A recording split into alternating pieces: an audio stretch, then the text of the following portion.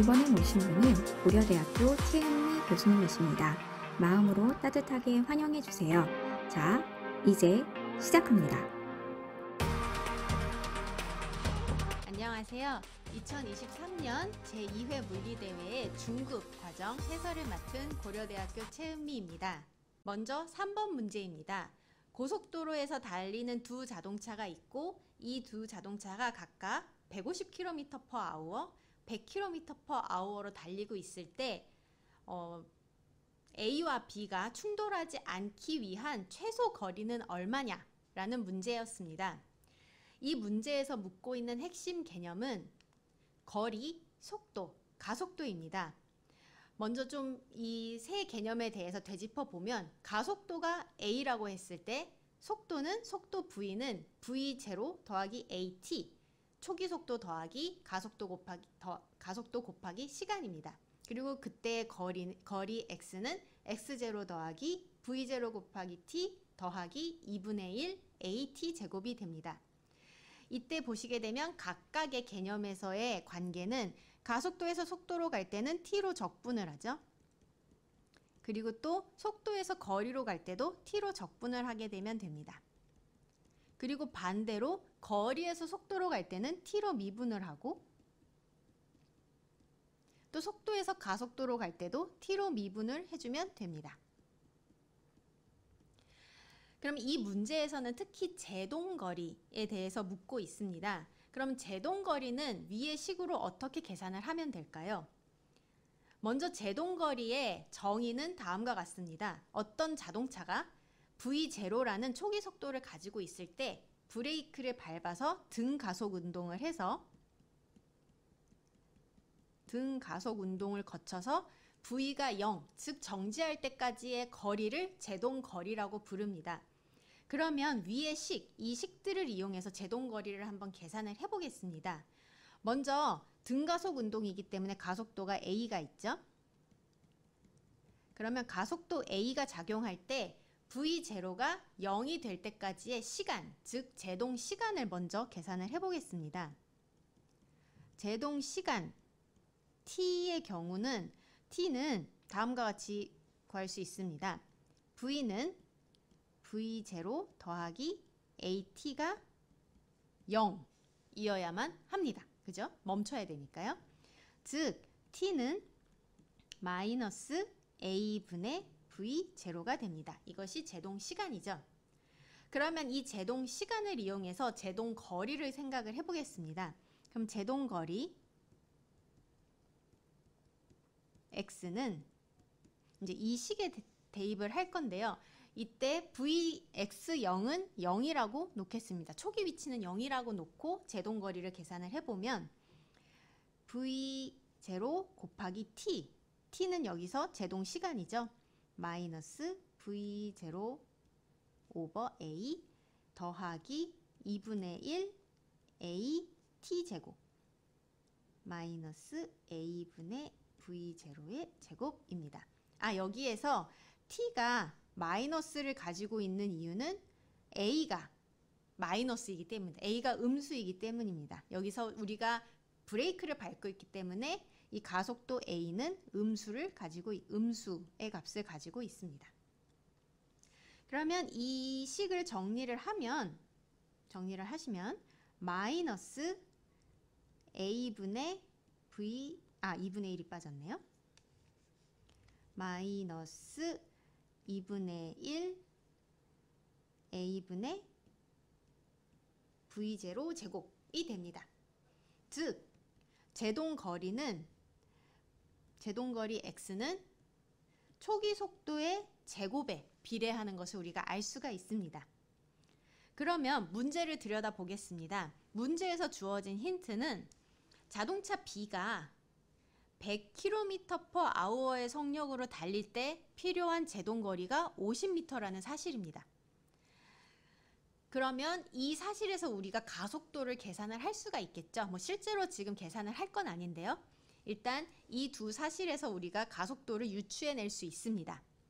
그리고 이 문제가 묻고 있는 건 자동차 B가 자동차 A와 충돌을 막기 위해서 필요한 최소 거리, 즉 최소 제동거리를 묻고 있는데요. 이때 필요한 건 A와 B의 상대 속도입니다. 지금 A가 100km/h로 달리고 있고 B는 50km/h로 달리고 있기 때문에 A와 B의 상대 속도는 얼마일까요? 50km/h고 150km/h로 달리고 있고 100km/h로 달리고 있기 때문에 상대 속도는 50km/h가 됩니다. 그러면 이 상대 속도에 해당하는 제동거리를 우리는 계산하면 되는 거죠. A랑 B랑 부딪히지만 않으면 되니까요. 그러면 이때 마찰력이 동일하다고 했으니 그 얘기는 가속도가 동일하다는 얘기죠. 그러면 우리는 아까 여기서 제가 보여드린 제동거리가 속도의 제곱에 비례한다는 사실을 이용을 할 수가 있습니다. 즉 100km/h 속도에서 100km/h의 속력에서는 제동거리가 50이었으니 그거의 반인 상대 속도 50km/h에서 필요한 제동거리는 50m/, 한 번 더 쓸게요. 제동거리가 V제곱 스퀘어 V0의 제곱에 비례하기 때문에 V0가 100km/h일 때 X가 50m라면 V0가 50km/h일 때는 X는 속도가 반이 됐으니 제동거리는 4분의 1이 돼야겠죠. 12.5m가 됩니다. 따라서 이 문제의 정답은 2번 12.5m입니다. 네, 그럼 다음 문제로 넘어가겠습니다. 중급 4번입니다.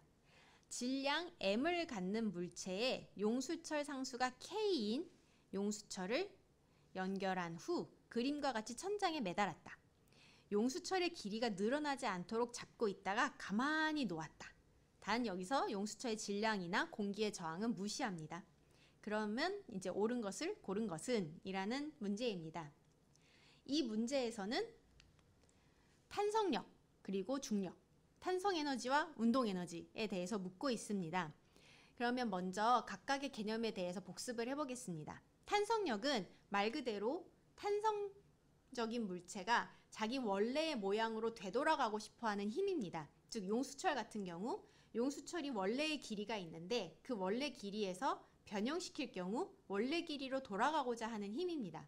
이때 탄성력 F는 -kx라고 쓰여집니다. 이 k는 이 문제에서 나온 용수철 상수와 같습니다. 그리고 중력은 말 그대로 지구가 우리를 잡아당기는 힘이죠. 중력 같은 경우는 F는 mg입니다. 그리고 이제 탄성에너지, 탄성력이 있는 용수철 같은 경우는 탄성에너지를 저장할 수 있는데요. 이때 에너지 U는 2분의 1 kx 스퀘어, kx 제곱입니다. 그리고 운동에너지는 물체가 움직이면 갖는 에너지죠. 이때 운동에너지는 2분의 1 mv 제곱입니다. 그리고 이 시스템의 총 에너지는 이 탄성에너지와 운동에너지의 합으로 나타낼 수 있습니다. 그러면 이 문제의 상황에 대해서 생각을 해보겠습니다. 지금 물체가 질량 m인 물체가 용수철에 매달려 있는 상황입니다. 그러면 지금 이 물체에는 두 가지 힘이 작용할 수가 있습니다. 먼저 중력이 작용할 수 있죠. 그리고 용수철로부터 받는 탄성력이 있습니다. -kx가 있겠죠. 즉, 이 물체의 새로운 평형 상태, 이 상태의 새로운 평형 상태는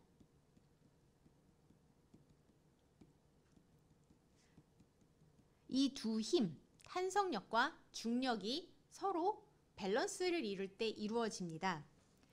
즉, 이 위치가 원래 x = 0, 용수철의 원래 길이라고 했을 때 용수철의 원래 길이보다 사실 조금 늘어난 데서 새로운 평형 상태가 잡히겠죠. 왜냐하면 물체의 무게, 중력이 있으니까요. 그러면 그때 새로운 평형 상태에서의 이 x를 구해보면 물체가 받는 힘이기 때문에 mg 더하기 마이너스 kx. x를 이렇게 플러스로 잡겠습니다. 이렇게 x라고 잡을 경우에는 힘을 더하기로 잡아야겠네요. 아닙니다. 그냥 마이너스 kx로 하겠습니다. 마이너스 더하기 마이너스 kx는 0이 됩니다. 즉 x는 마이너스 정리를 하면 mg 오버 k가 되겠죠. 즉 새로운 평형 상태에서의 x는 마이너스 값을 가지게 됩니다. 음수 값을 가지는데요. 사실 생각해보면 당연하죠. 여기가 x 이퀄 0이 평형 상태라고 했을 때 새로운 평형 상태는 이렇게 조금 용수철이 늘어난 상태가 될 거기 때문에 여기에서 위로 가는 게 플러스 양수값을 갖는다면 새로운 평형 위치는 음수값을 가지겠죠. 마이너스 mg 오버 k가 됩니다. 그러면 이제 용수철 이 문체의 운동을 생각할 때는 언제나 이 새로운 평형점을 기준으로 생각을 해주면 됩니다. 그러면 이 문제에서는 어떤 상황이냐면 여기가 새로운 평형 위치인데 용수철을 제가 그림을 지금 어떻게 그릴지 고민하고 있는데 용수철을 다시 이렇게 줄여서 여기까지 올립니다. x 이퀄 0까지 올린 다음에 손을 탁 놓습니다. 그러면 이제 당연히 중력 때문에 내려가기 시작하겠죠. 내려가면서 이렇게 물체가 진동을 하게 될 겁니다. 이 상황에 대해서 문제는 묻고 있습니다. 그러면 이 상황에 대해서 우리가 한번 생각을 해보겠습니다. 보기를 보면서 먼저 기억, 용수철의 늘어난 길이가 mg 오버 k, k분의 mg인 지점에서 물체의 속력은 0이다. 어떨까요? 용수철의 늘어난 길이가 k분의 mg인 지점은 바로 이 지점이죠. 이 평형 지점이죠. 이 평형 지점에서는 이 새로운 평형 상태이기 때문에 여기에서는 위치 에너지가 0이 됩니다. 용수철의 탄성 에너지가 0이 되고 운동 에너지가 맥시멈이 되겠죠. 그 얘기는 물체의 속력은 최대값을 가지게 됩니다. 즉 기억은 틀린 보기가 됩니다. 니은 용수철이 가장 많이 늘어났을 때의 길이는 k분의 2mg이다. 이건 어떨까요? 여기 이렇게 우리가 용수철을 이렇게 줄인 상태에서 탁 놓게 되면 이 물체는 이렇게 쭉 떨어져서 이 길이와 같은 길이만큼 움직인 후에 다시 되돌아오겠죠. 즉 용수철이 가장 늘어난 경우는 바로 이 지점으로 정확하게 k분의 2mg만큼 늘어난 상태가 됩니다. 즉 니은은 옳은 보기입니다. 디귿 물체의 속력의 최대값은 g 곱하기 k분의 m 제곱근이다. 이거는 이제 계산을 해봐야겠죠. 물체의 속력의 최대값은 우리 이제 에너지를 이용해서 구할 수 있습니다. 아까 여기서 저희가 본 것처럼 총 에너지는 탄성 에너지 더하기 운동 에너지로 쓰여질 수 있는데요. 이때 이제 U는 2분의 1 kx 스퀘어이고 K 운동 에너지는 2분의 1 mv 제곱입니다. 이때 x가 0일 때 아니죠. 네, x가 0이 이 지점 바로 이 지점이죠. 위치 에너지가 맥시멈일 때 U로 쓸게요. U가 맥시멈일 때의 위치 에너지는 어떨까요? 여기에서의 x가 이 k분의 mg 값을 가질 때가 위치 에너지가 맥시멈이겠죠. 즉 맥시멈 값은 2분의 1 k x가 k분의 mg 제곱일 때입니다. 즉 계산을 해보면 2분의 1 m제곱 g제곱 오버 k가 되겠죠. 근데 운동 에너지의 맥시멈 값은 언제나 이 시스템에서 총 에너지는 일정하기 때문에 탄성 에너지의 최대값이 운동 에너지의 최대값이 됩니다. 즉 탄성 에너지가 전부 운동 에너지로 가면서 탄성 에너지가 0이고 운동 에너지가 맥시멈이 되는 포인트가 있겠죠. 그때의 운동 에너지는 위치 에너지의 맥시멈 값과 같게 됩니다. 그러면 이 사실을 이용을 하면 2분의 1 mv 제곱은 2분의 1 여기서 구한 m제곱 g제곱 오버 k 이렇게 되겠죠. 그러면은 정리를 좀 해보면 우리는 v를 구하고 싶은 거니까요. 먼저 v제곱은 2분의 1은 사라지고 m g제곱이고 분모에는 k가 남게 됩니다. 따라서 v는 vmax죠. vmax라고 쓸게요. 따라서 속도의 맥시멈 값은 g 곱하기 제곱근이고 k분의 m이 됩니다. 즉, 네, 디귿은 맞습니다. 그리고 마지막 리을.